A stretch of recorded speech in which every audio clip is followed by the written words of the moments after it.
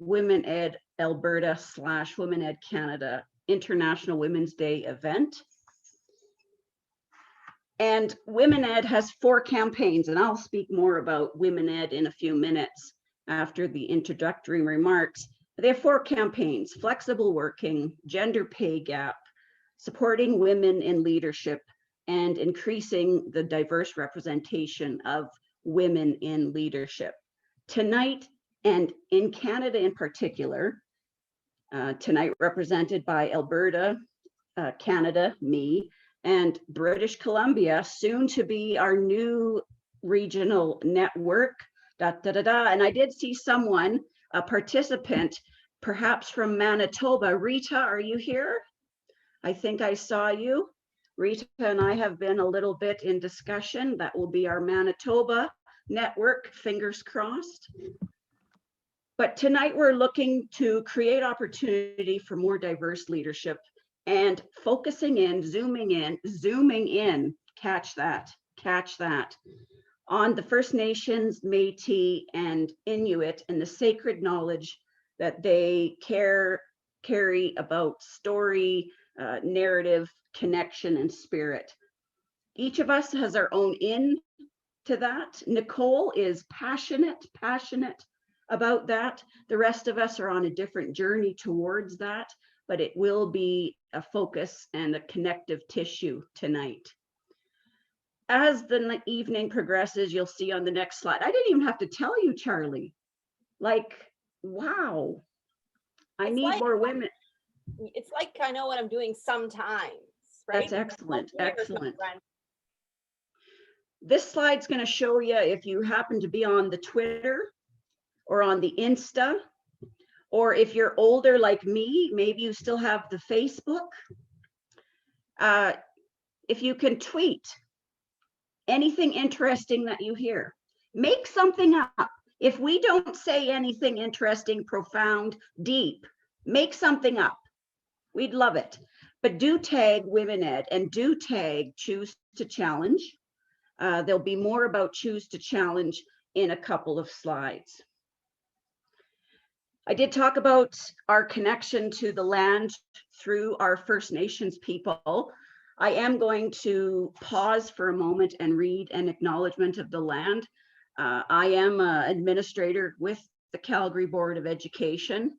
I don't know if there are any other CBE folks who saw any of my tweets and decided to give me an hour of their time, but this is the land acknowledgement that we read before all assemblies, graduations, meetings, in the spirit of truth and reconciliation. And I do not have it memorized, so please excuse me, I do have to read it from paper.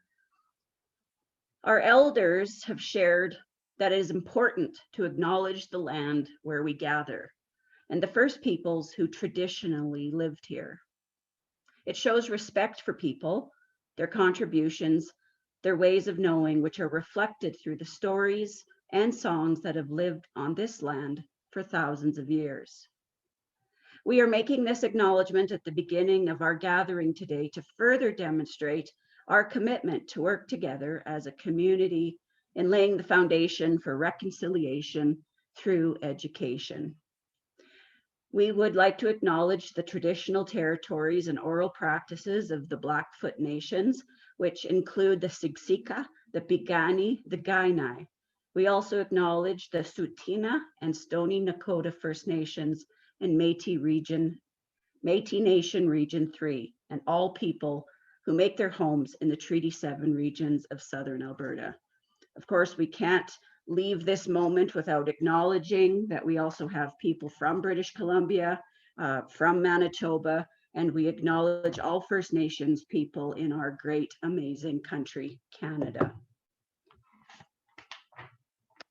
All right, Charlie, next slide. As I said, this is our 3rd International Women's Day event. Our other 2 had lovely treats and ancient china and tea and Charlie's energy, and held at my school, and they were glorious. They were tea parties. You may have heard we're in a pandemic. I get a vaccine soon because I'm over 50. Hooray. But tonight is about thinking about where we land in this place. Tonight is about what our own beliefs are about gender bias and inequality. Tonight is about, as Canadians, examining our relationship to the Indigenous way of knowing and being and learning. When we think about those kinds of things, sometimes it can be disruptive and provocative, but that's important. We can't grow and we can't move past where we are now if we don't disrupt our thinking. So today is about thinking about what are we choosing to challenge? And there's some cards in the top left. And maybe you're going to end this evening and I don't even know what time it is. Is it 8 o'clock yet? No, probably not. You're going to make yourself a pledge. What are you going to do tomorrow? What are you going to challenge tomorrow? It might be something for yourself. It might be a colleague down the hall that, you know, you've just been wanting to talk to them about jokes they tell in the staff room. Think about that as we proceed through this evening. At the end, we're going to ask everyone, hopefully, if it works, to turn on their cameras and do the choose to challenge selfie, which is a hand raised, and we'll take a shot of it on the internet. And that's what we're going to do tonight. Next slide, because I'm sure my time is almost up. Here we are. Here we are. Two of us have put our Twitter handles, but you can see on the lovely slide that Charlie added, our names and our Twitter handles if we are attached to a network or a region. As I said, I'm a global strategic leader, so I'm the de facto pseudo queen or boss, but really I'm not. Charlie did all of the work, and Nicole and Iram and I just sort of glided along, and it's going to be great, honest. As I said, Nicole and Iram are going to, they've begged me, Lisa, can we start a Women Ed network in British Columbia? Abso-freaking-lutely. Abso-freaking-lutely. And I'm going to be looking at the participant list and maybe doing a few more taps. All right, those are us. Touch base, send us a note on Twitter, send us a snail mail, whatever. Excellent. Next one. This is like the Lisa show. Here we go. So I'm going to talk for a few more minutes. I feel like I'm yelling and I'm sorry. I'm here by myself. My dog now needs to go outside, but that's life. So tonight is about a number of things, as I've alluded to, but as women, we each come from a narrative. We have our own narrative. We steal from others. Other people give us narrative or lay their narrative on top of us. And we bring all of that to our classrooms, to our offices, to our schools, whatever work environment we go to every day, or in this last year, our living rooms. And each of us leads through a particular lens. And although we really want to focus on increasing diversity in leadership, we have to approach that in our own way. And each of us is going to talk about a separate lens. And mine is the 8 C's of Women Ed. Now, Women Ed started a number of years ago in the United Kingdom. And I've told this story before, so if you're in the audience and you've heard me before, this is the time you go for your tea. But a bunch of women from the United Kingdom came to Banff, Alberta for the U-Lead conference in 2017, I think. And I go to U-Lead as often as I can because it's in a castle and it's in Banff and it's beautiful. And sometimes I learn things. And in that particular conference, I was my usual sarcastic, cantankerous self. And the very first session, the Saturday or the Sunday session, I was in a back table and one of the UK ladies came over and said, you're going to need to move. Now, I forgave her instantly because she didn't know who I was. But you know, I don't know if you've ever had this experience of hearing the same messages over and over and over, but one time it sinks in. And that's what those days in 2017 did for me. I'm not easily intimidated. I've been told I am intimidating. So I wasn't on the bandwagon yet that women were treated differently than men, because no one treats Lisa Hanna differently. But in fact, they had been. And I went to a session with Charlie, and Iram, you were at that session, at that conference as well. Nicole, I think that's where we all kind of gelled. And Charlie didn't make me move, but she moved to me. Now she knew, you know, a little bit of who I was, I think. But that weekend, I just woke, you know, I became woke, you know, that word we all use now, I woke. And I started blogging, and I started following, and I started the tweeting.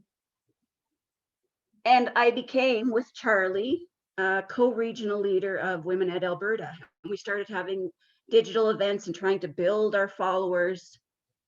And our most successful events were when women got together. And there's lots of research out there, lots of data and articles about women networking differently than men. Women, most of us need each other. And many of you have seen the meme or the GIF or the GIF or the picture on the Twitter. We rise by lifting others, right? It's rare that a woman goes straight to the top all by herself. We climb up a few steps, we stop. We won't get into sometimes what stops us, but they're little people that look like us, but you know, they poop their pants. You know, that stops women sometimes from leading. And we reach behind and we pull other women up. That's what women do. And I love this graphic because if you Google, and I did Google, because Google is more for than buying shoes, ladies. And I know that's a little stereotypical, but you can buy some nice shoes and do some Googling about leadership. If you Google top 10 qualities of leadership, top 5 qualities of leadership, you're going to get things like, integrity, challenge, passion. If you look at the words up, if you look at the 8 C's, all of those comprise some elements of the top 10 qualities of leadership. I was, and default still am, a bit of a lone wolf. And that is something that I work on all the time. But Women Ed and these values, these 8 C's, have helped me lean into other women for support. And I've gone from blogging a little bit to regional leader to a global strategic leader to, and what's this? What came today? This book, now it's backwards, is the second Women Ed book. I don't think exactly available in Canada yet. I got one from the UK. I have a chapter in this book because I believe strongly in these 8 C's. I believe in the network and power of women. And I can't convince you otherwise, except Charlie saw who I was a few years ago.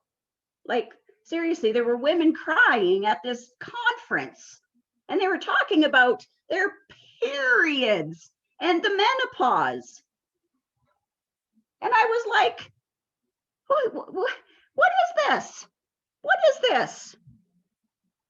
But these are all things that make us who we are. They connect us as women. It is not a weakness or a shame that we are more maybe in touch with our emotions. I only wish my male colleagues were a little bit more in touch with their feminine side. Women, as you know, in the pandemic have 80% or something like that most affected by layoffs and loss of employment during the pandemic. Many of them will not get rehired or get their jobs back as quickly as men because they're in the industries that have been most impacted by the pandemic. Women need each other. We need to rise up and speak for those who can't.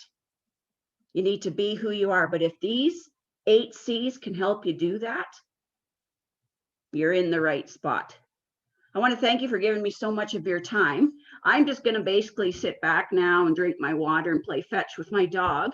And Charlie, who did you say was next?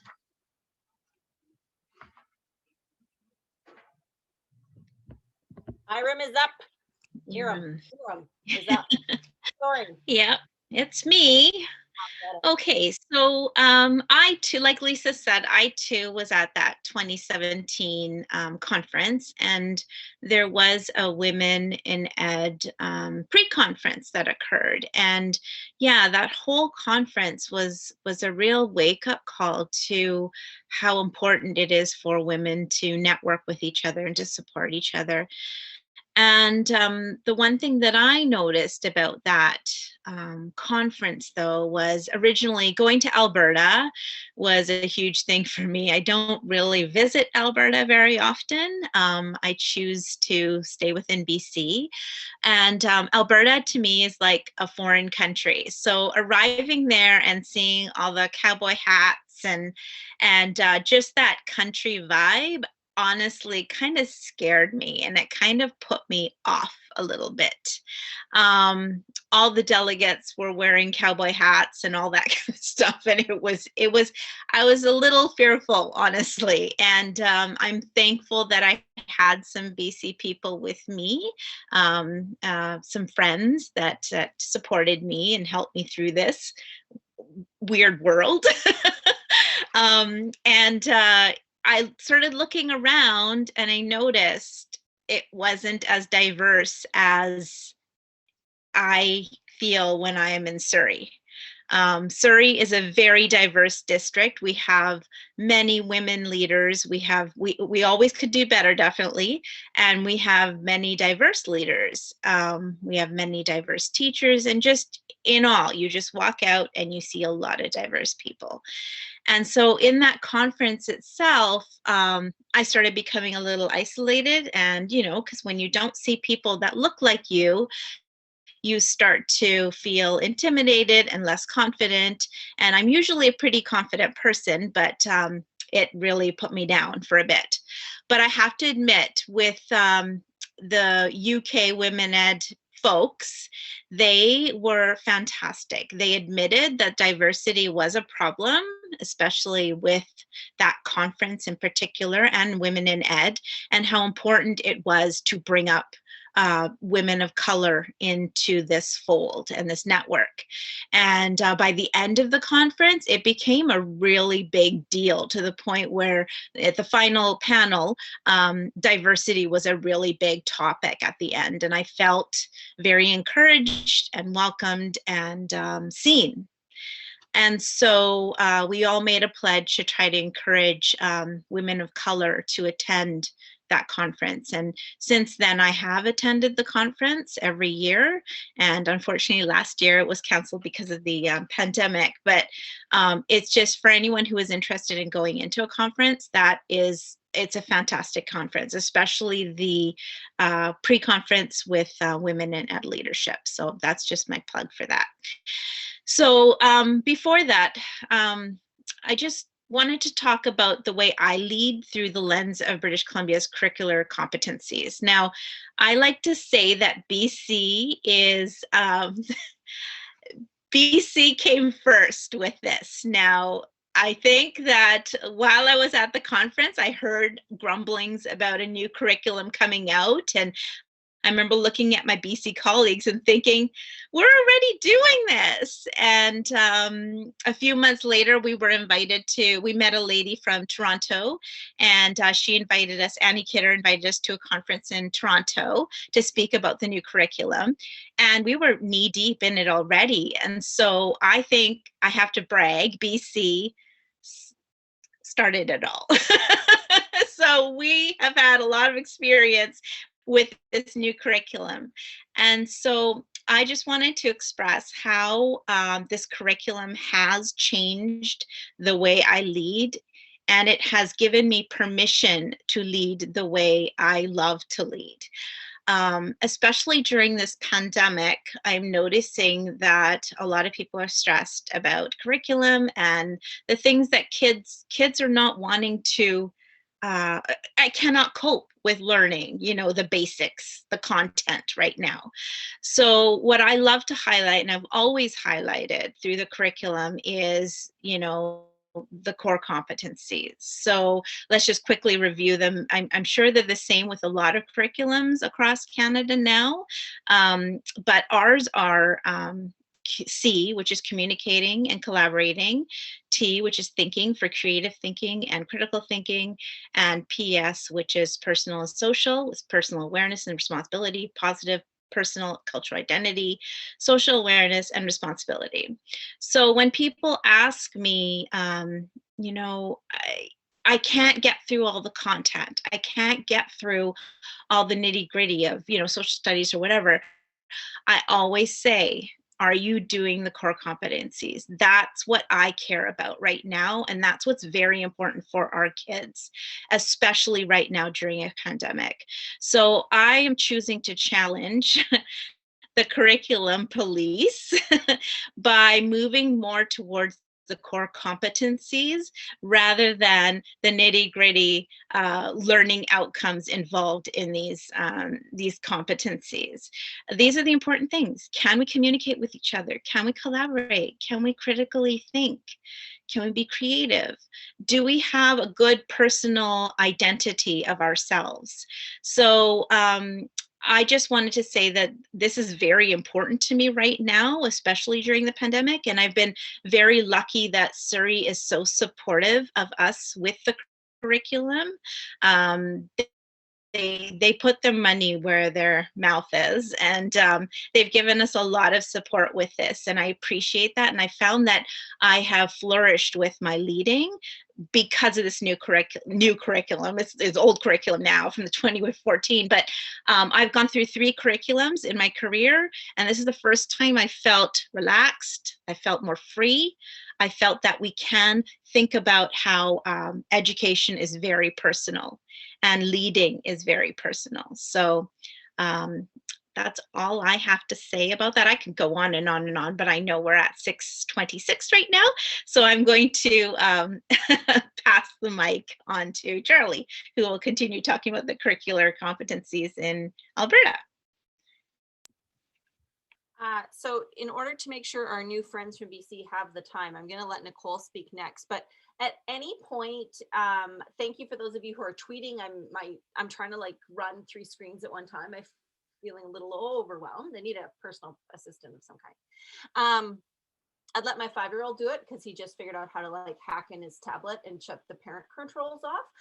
But I'm not sure I need him in my social media quite yet. Anyway, feel free to use the chat box. If you've got a question that pops up, cheering anyone on, by all means, throw it in the chat box. It's just another great channel to use in this platform. So go ahead, Nicole, and enlighten us. Hi, everybody. So, bonjour, je m'appelle Nicole. I am a secondary French immersion social studies teacher in Surrey, close to the American border, and I work in the same district as my colleague, Miss Khan. And I met Charlie and Lisa at ULead in 2017 when I was doing my master's degree in educational leadership. And our program was focused on dialogue and on restarting relationships in the BC educational system, because we have a history of a lot of strife and a lot of conflict. And so the program was really neat because it was bringing together union, employer at the district level, and then also employer at the provincial ministry level, to teach dialogic skills, how to listen to each other, how to set apart our points of departure and leave those to the side and find the integrative potential that can allow us to move forward. So we went to ULEAD to present a little bit about our program and the symposium series that we were running with teams of educators. And these teams were meant to be diverse. So sometimes the teams would have EAs, people from HR departments, district principals, superintendents, and they would come as a team, and we would have readings to do in advance on pretty contentious topics, or potentially divisive topics that could be very polarizing. So they were kind of like case studies. And then we would, as master's students, we would be the facilitators. So we would be assigned to a table and we would be responsible for facilitating dialogue around this contentious issue, and then pulling out the integrative potential, recording it, and then kind of echoing it back.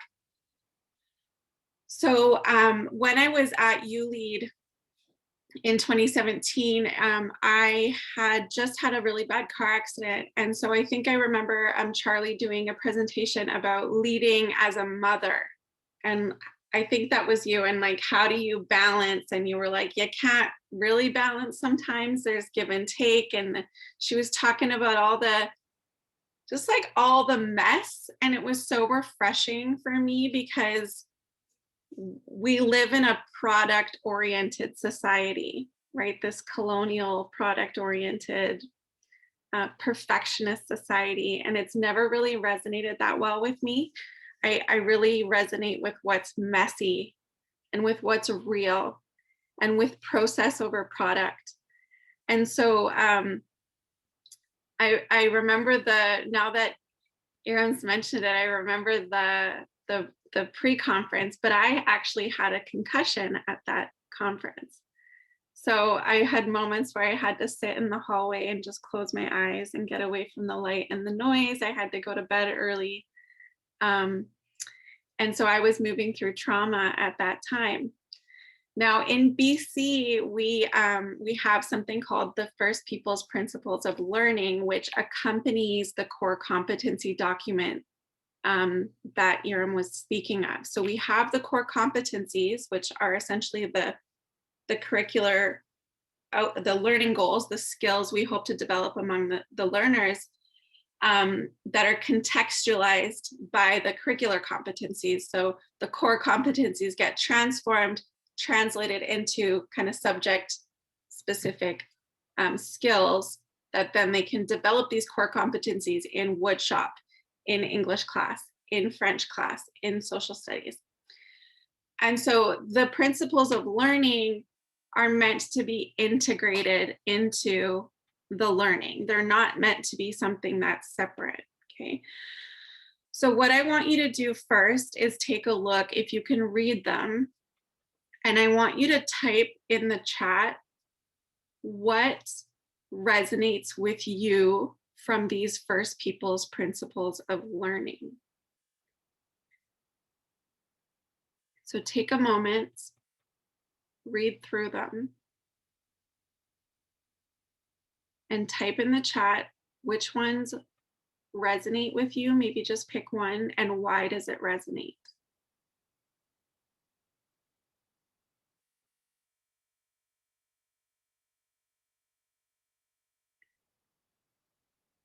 Tanis, can you nod your head if you can read them? I'm just not sure if it's large enough. Okay, good. Thank you for the feedback.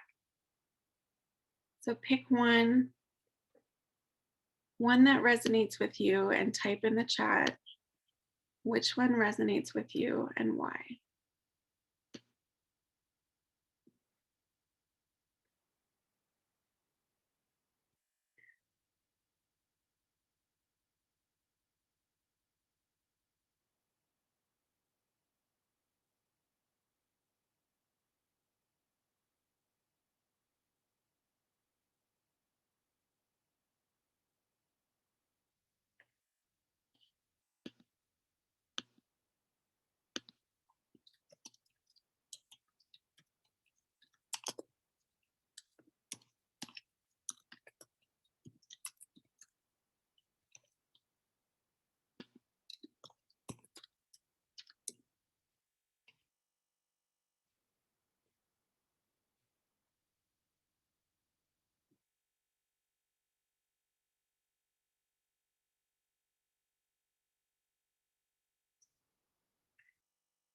So while people are thinking, okay, I am just gonna give the caveat that I am not Indigenous. I am not First Nations. I am not Métis. I am not Inuit.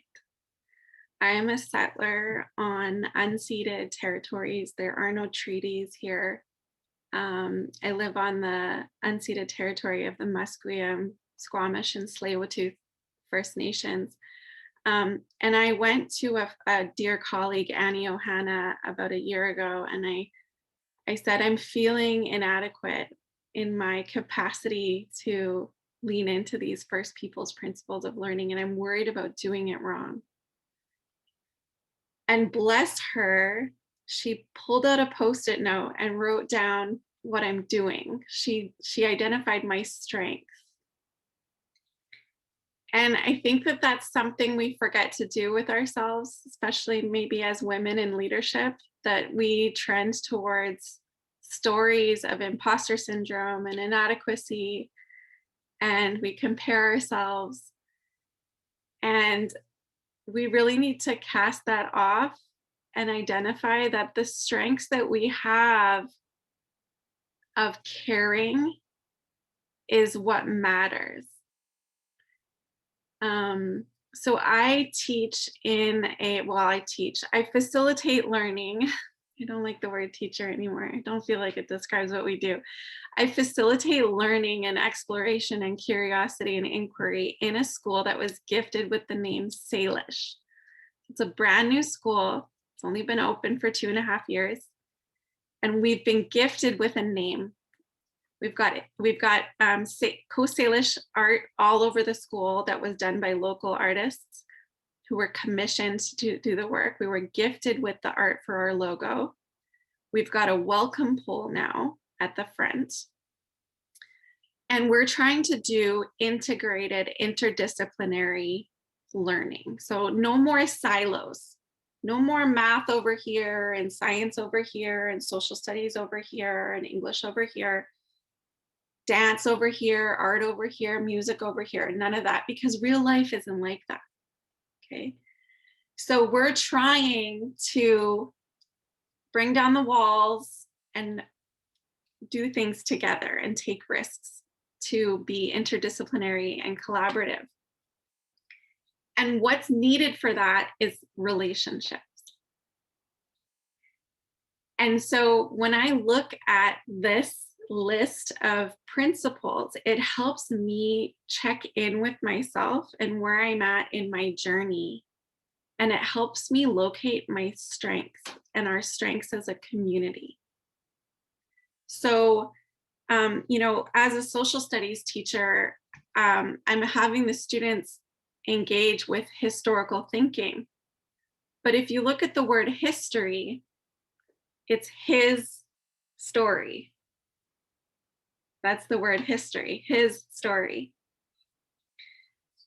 And in French, the word histoire is the same word for history and the same word for story, histoire. So in English, his story, which has got some patriarchy mixed in there. What are the stories we're telling about the past? How are we accessing the evidence of those stories? Are the stories true? So when we have stories of inadequacy inside our own minds as women in leadership and education, are they true? What evidence are we looking at to shape that story? And maybe what stories do we need to let go of and move on from? And there's many Indigenous people around here who do not feel that reconciliation is possible. Okay. But maybe we need to let go of this idea of reconciliation because it's not something they can forgive, but maybe the story that we can hold on to is indigenization, moving away from product and moving towards process, moving away from his story and moving more towards inquiry and curiosity and compassion for multiple perspectives and multiple versions of history. So when we look at this, we've got learning ultimately supports the well-being of self, family, community, land, and ancestors. Women have capacity to nourish well-being. And when we are struggling, often it's because we're not adhering to the boundaries of what we know is nourishing for our community and nourishing for ourselves. Learning is holistic and reflective and experiential. We know children need to play and do in order to learn, right? Sense of place, relationship. We know that the children are going to learn better when they have relationships. Well, it's the same for women. When we're learning in our role in leadership, we need one another. We need connections. We need networks in order to feel emotionally supported in our own learning journey as leaders. Learning involves generational roles and responsibilities. I'm a newer teacher, and I think I have a responsibility to model what it's like to set aside my ego and my fragility and start to unpack some of my own colonialism.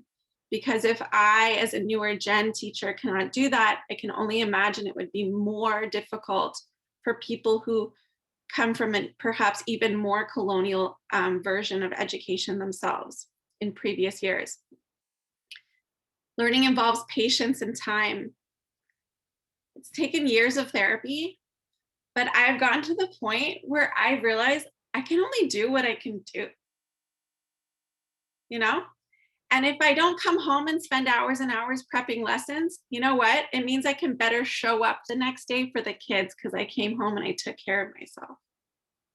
Being present with the learners is maybe what matters more than prepping hours and hours of lessons and unit plans. Because if I'm not ready to inquire into where the students are willing to go, and I want to adhere to my plans, like I'm not a planner. And maybe that's one of my strengths, is that it lets me follow what the kids need and it lets me go on the journey.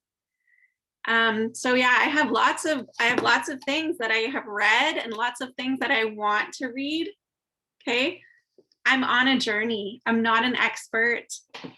You know, I've had this book for 3 years, The Legends of Vancouver by Pauline Johnson. I haven't read it yet, but I want to, and I'm trying. So I'm giving myself credit.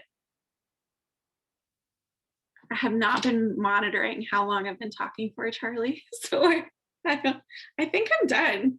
I'm sure I had other ideas of things I wanted to say. I think I'm done. Beautiful. I love it. I'm just throwing in the chat box, since you made me, like, I'm not humble bragging or anything here. That's not what this is. But if you're not sure where to start in a reconciliation journey, or deepening your understanding, or unpacking, you know, the colonial hat that we default to all the time.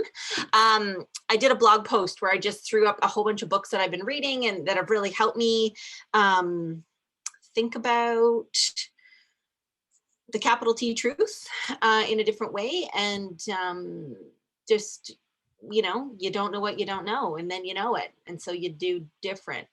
That's the plan. And someone somewhere wiser in my life said once that your first response to it is what you were taught, and then your second response is what you've trained yourself to rethink and reconsider and do better. And so I often give myself a little grace as you learn more things. Nicole, I too shout out to the therapy for developing some patience. And like, you know, I learned in my last year when I was in a VP role, and I was growing larger and larger every day with my second infant. And I had this exhaustive to-do list on my desk so that I could pass my role off to the next person and feel as though I was not burdening them in any way. And of course, like, the plate's only so big. So as things are falling off the plate and I am achy and tired, and it's like almost June, I realized no one noticed. No one noticed that I didn't get those 12 things done that have been haunting me since August, and it's May. No one noticed that that half-assed thing was half-assed. They were just happy it was done. And so sometimes I think we're our own worst critics, our own worst expectation setters when it comes to some of our work, because no one notices. Only we do. Sorry, Charlie. I think we also have to give ourselves grace, because we give, as leaders, we give others permission and to be that way, like to let go and to have patience and to slow down and take care of yourself. And we have the most trouble doing that for ourselves. But I'm learning to be that way. And I'm also learning that when you admit that you are, not coping, you are being a good leader, because you're able to model, what you would like others to do. So, be a really good model and admit that things aren't working out the way you want them to be worked out. But also, when you admit that, you get support, right? We all need to be able to support each other when we're going through these things. So if you don't admit that, others will not be comfortable admitting it as well. And that's not an environment I want to work in.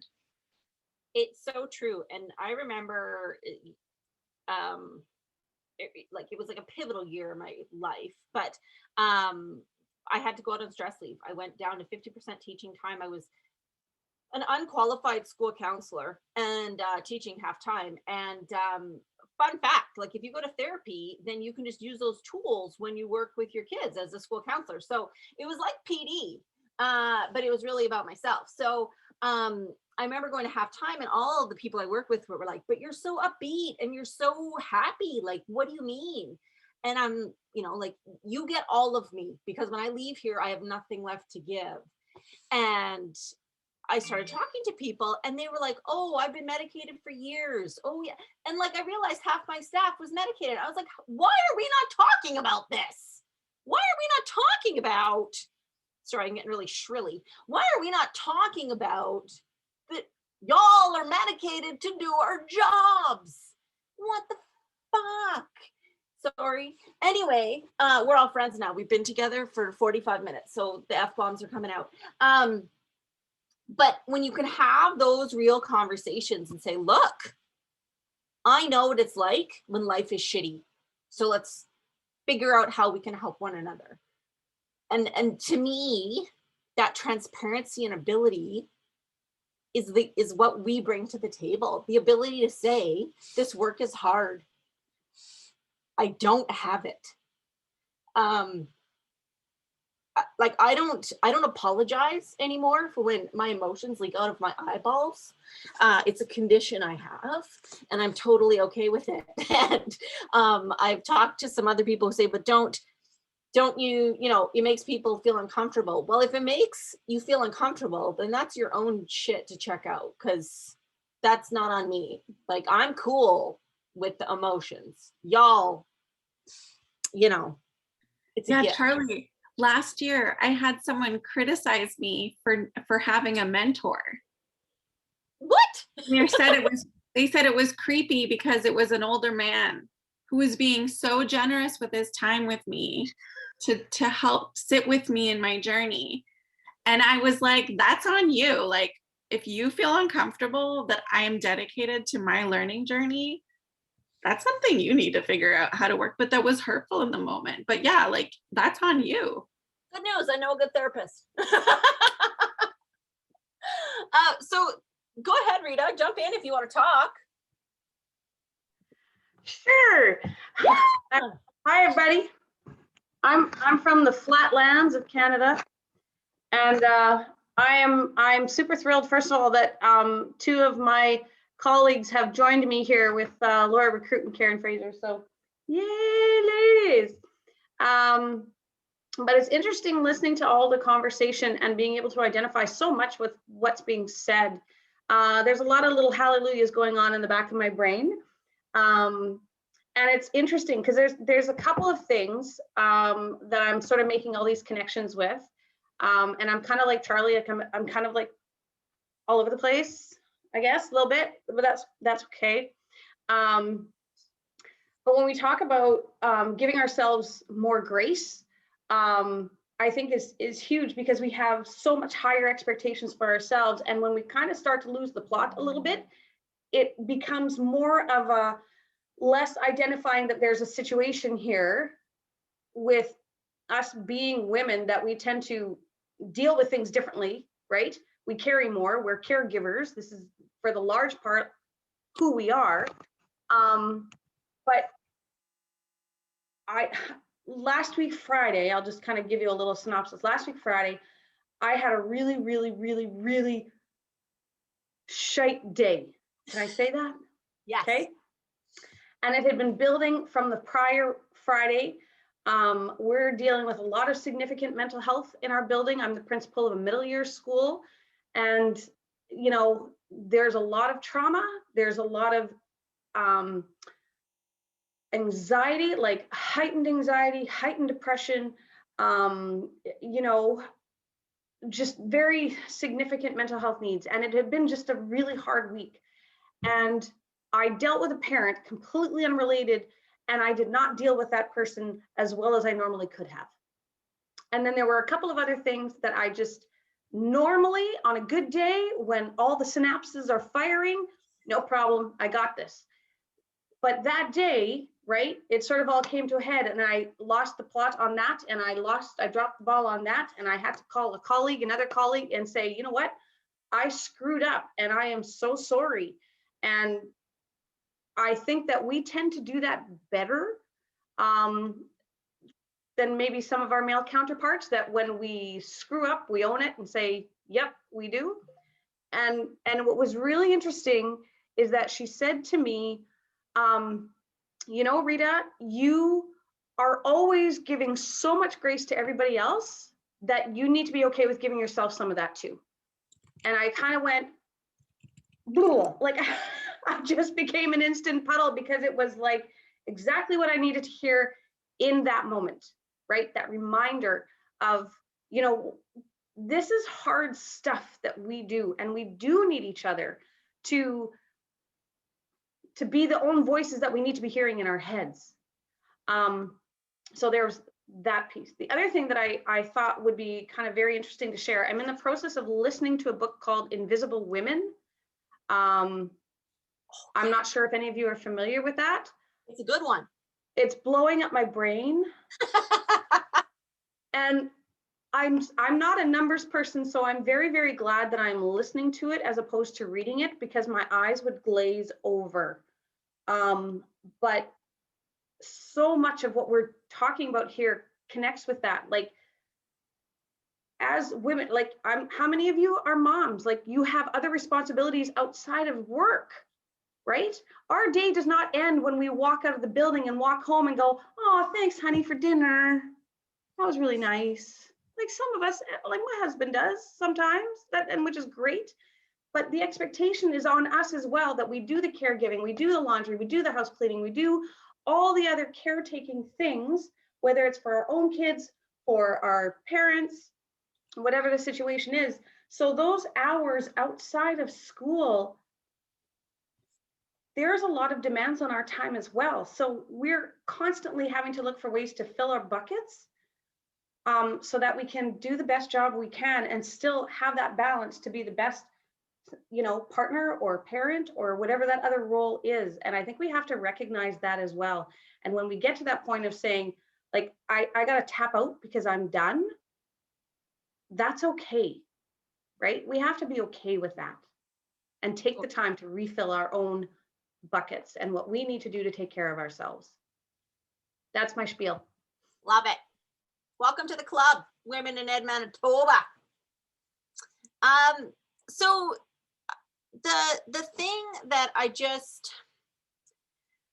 so the good news is, like, I could talk about a lot of things for a long time, and Tanis invites me to her workshops and then makes the mistake of giving me a microphone, and then, like, it's just Charlie on a soapbox, and every once in a while I remember to step off the soapbox, and then she says something else and I'm like, oh wait, there's more. So I'm kind of glad that I get the last few, like, 2 minutes. because otherwise y'all could be with me all night long. My sitter might leave my children unattended, but that's okay. I'm sure they'll be fine. So we also have competencies in Alberta, but unlike BC that is using it as a document to guide and transform instruction and inspire and build deep thinking humans, ours is lost in a PDF document somewhere on the Alberta website. And some of there's teachers out there, I'm sure they've seen it, but it is not the forefront of anyone's work anywhere. And as we are in transition for new curriculum, it might never see the light of day ever again. So who knows? But the good news is we have downloaded those files. And, you know, whether you're looking at these competencies or the competencies that Iram talked about earlier, for me, it's about intentionality and modeling. And if we believe as educators that kids get it when we model it for them and then have a conversation about what we're doing, and in unpacking and explaining that process of the thing. So whether it's writing a sentence or learning a new language or critical thinking, if we can model the competencies in our daily interactions, that trumps anything else that you bring to the table. And it's exactly what Erin was talking about when she was sharing. The thing I wanted to kind of just nail down is that whether you're looking at life through the 8 C's that Lisa talked about, and I will never forget Hannah going over to Lisa and telling her she has to move tables. Like that was like icing on the cake. I thought there might be a throwdown to start the Women in Ed pre-conference. But to be fair, Hannah is a very tall woman and she speaks with an accent. So you just kind of listen to whatever she says. There's something about that, you know. Anyways, so the fact that we all connected it at ULEAD 2017, I think is quite fascinating. So whether you're using the 8 C's, whether you're using the First People's Principles, whether you're using the standards documents, it's not more. It is the work that is outlined in the Teacher Quality Standard and the Leadership Quality Standard for an Alberta context. But when we look at the documents that bind us professionally in fulfilling our duties, this is the work. So it's not more. It's not more work. It's the work. And sometimes I think we forget how conversations like this fit into the job description that we're legally bound to fulfill. You know, so I know that for some folks that, you know, this was like a little treat for yourself. And now you didn't even know, but it was like professional development. Ding, ding. So that's just it, right? It's not an extra. It's the stuff. And I'm gonna stop talking now because there's 3 minutes and there's like stuff we still gotta do, right, Lisa?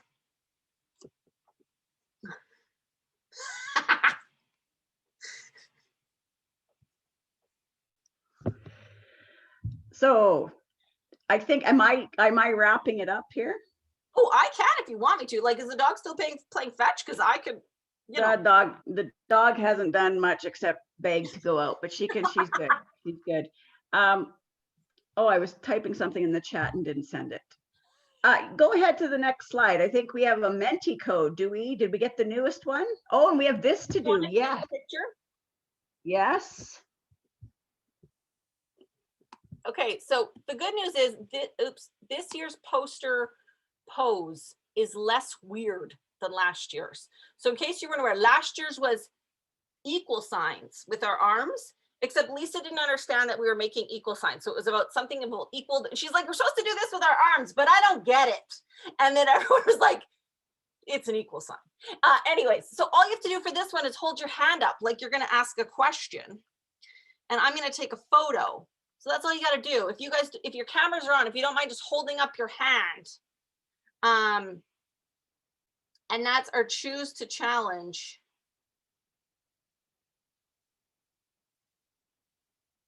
Beautiful. Nicole, are you ready?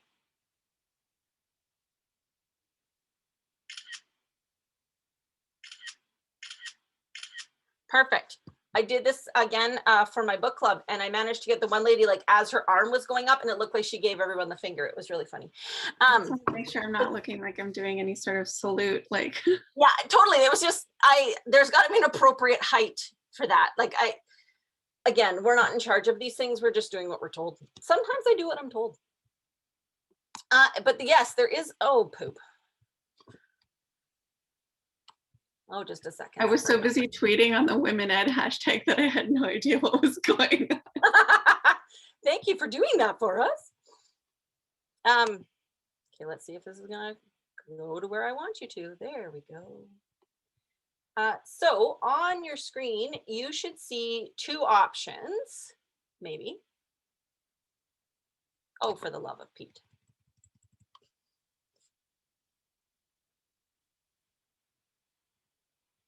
Okay, so you can either go to menti.com and enter in that code, or if your phone is handy, hold your camera up to your screen, and if you have an Apple, if you have an Android, you need to have a QR code reader. I apologize in advance. So all you have to do is hold your phone up to the screen where that QR code is in the corner, and it'll take you directly to the website. If you put your phone away because you're a good student, then you can just go to menti.com and enter in that code. And what they're doing is throughout the next weekish that Women in Ed are offering events for International Women's Day. They're asking participants to complete the question, what are the barriers to women leading in education? So it's just a short answer, but you can enter multiple times. So if you're on a roll, just keep going. And then they're going to compile them globally because there's events happening all over the world related to this event, because Women in Ed, while it started in the UK, has now branched out in a purple web surrounding the globe. And that takes us to 8 o'clock. So thank you. Thank you, all of you. Lisa, I know you're jumping in here. I'm not going to shut you off. Don't you worry. Thank you. I did mention at the beginning, I'll mention again, this was the soft launch for Women Ed British Columbia. We will be having a initiation. Sounds so crazy formal. An orientation at the end of March during my spring break with Nicole and Aram to launch the network there. As I joked at the beginning, I know Rita from the Flatlands in Manitoba is out there. Rita, you and I hopefully will be in touch. Maybe we can do an orientation the same time.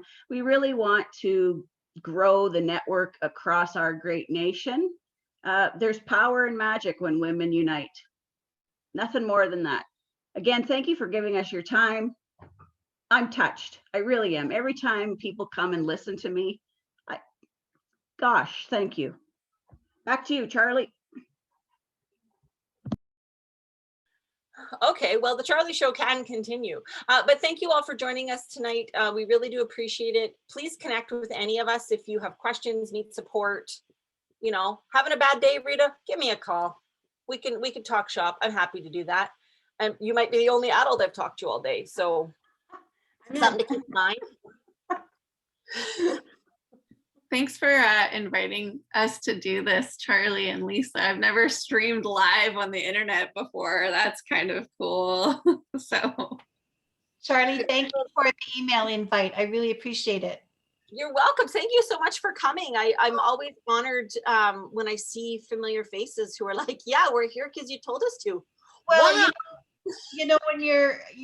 when you're as old as I am, we've been fighting this for, this fight for a long time. And it's just so heartening to see young women and mothers and teachers and I need to jump back in.